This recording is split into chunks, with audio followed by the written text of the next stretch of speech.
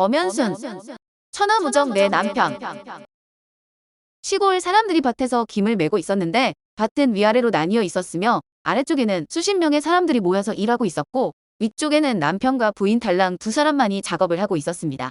아래쪽 밭에서는 10여 명의 사내들이 질펀한 농담을 주고받으며 후끈한 열기를 뿜고 있었는데 그 묘한 분위기를 감지한 부인이 남편에게 괜한 심술을 부리며 말했습니다.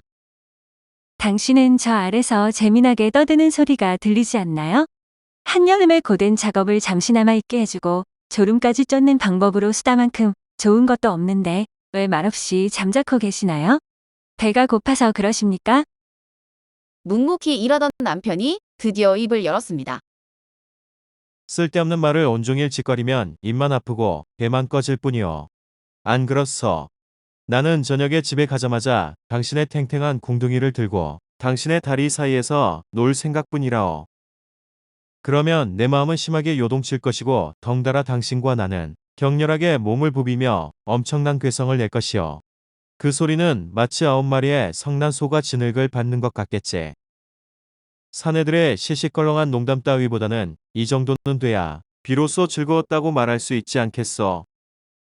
그러자 부인은 호미를 내던지고 한 걸음에 남편에게 쪼르르 달려가서 그의 등을 부드럽게 어루만지며 말했습니다.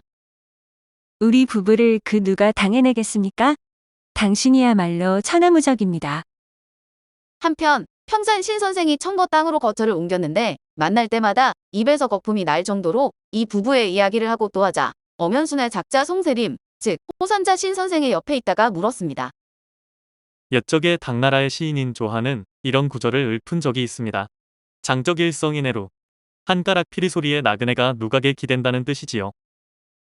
이 구절이 얼마나 유명했던지 사람들은 마지막 두 글자를 따서 그의 호를 조이루라고 붙여주었습니다. 선생께서도 이 부부의 이야기를 매번 들려주시니 아무래도 선생의 호를 신무적으로 부르는 것이 좋을 것 같습니다. 게다가 들고 끼고 소가 진흙을 밟는 듯 했다는 그 엄청난 물건의 이야기가 아무래도 선생 본인의 이야기인 것 같아서 말입니다.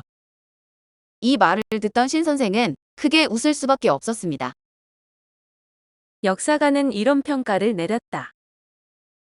신 선생이 정확하게 누구인지는 잘 모른다. 혹시나 강릉의 길가에서 기생의 말을 끌고 가는 말무리꾼을 위해 길에 수북하게 자란 풀들을 베어주던 사람이 아니라면 방에서 아끼던 붉은 주머니 홍난과 한바탕 질펀하게 노는 와중에 늘어진 물건에 걸려 한 사발의 물을 몽땅 쏟은 사람일 것이다. 그마저도 아니라면 음영의 조화를 부려 무려 3번이나 여인네를 절정에 이르게 만든 사람이 아니겠는가? 이것이 사실이라면 그 사람은 적수가 없다는 무적이라는 칭호를 순순히 웃으며 받을 만한 사람인 것이다. 위에 언급한 사람에 대해 보충 설명을 하자면 다음과 같다.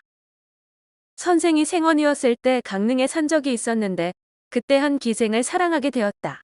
그런데 그 기생이 서울로 뽑혀 올라가게 되자 선생은 기쁜 마음으로 기생의 말몰이꾼이 편하게 길을 갈 수 있도록 풀을 베어주었다. 마침 친구가 그 길로 지나가다가 선생을 보게 되었는데 선생은 너무도 당당하게 그 자리에 서 있었고 부끄러워하거나 도망을 가지도 않았다고 한다.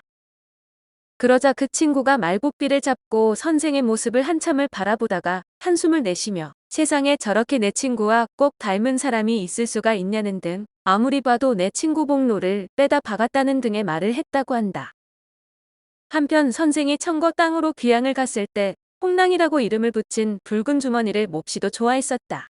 하루는 물을 담아 방 안에 놓아둔 홍랑과 사투를 버리던 중 절정에 이른 선생이 저도 모르게 몸을 부르르 떨다가 물을 엎지르며 옷을 죄다 적신 일이 있었다. 여기서 청거 땅은 지금의 용담현이다. 오늘 엄연수는 천하무적 내 남편이었습니다.